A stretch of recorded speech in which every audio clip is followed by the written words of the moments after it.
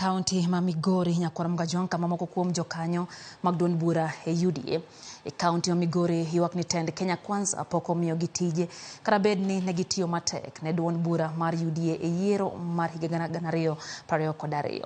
Kotone gi kod jatenda ojende duond bura mar UDA Polo Keo giwacho ni thoth jogo mayudo tich e tend Kenya Kwanza ma ok gwenge ma Kaluo gin jogo mane ok no osiro kata UDA e yiero maduong' mar 2022. Bende giwacho ni moko kuom jotelo ma Kaluo ma oseyudo tich e piny owacho temo dio ne jogo mapok oyudo tich kendo gitemo pogo jokanyo mag duond bura mar UDA e gwenge ma Nyanza.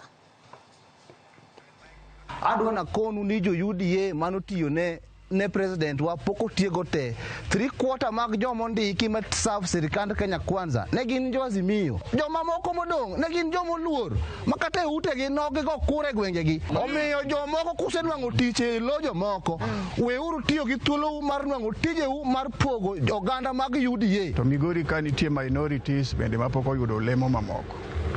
Jo Soba poko oyudo gimoro, jo Kisii ma Migori poko oyudo moro, Orieche ma Migori poko oyudo gimoro. Koro nwagombo ni that picture maler mar miyo ji te manogo kura ne party lemo kaluwore gi gima nwayudo ne otimre sama owinjore.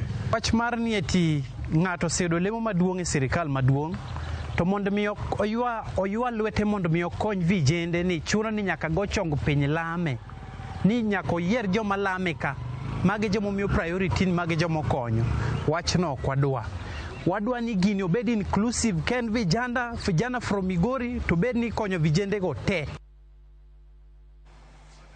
Dakika na para kod ang'wen bang' saa achiel midhiambo chendo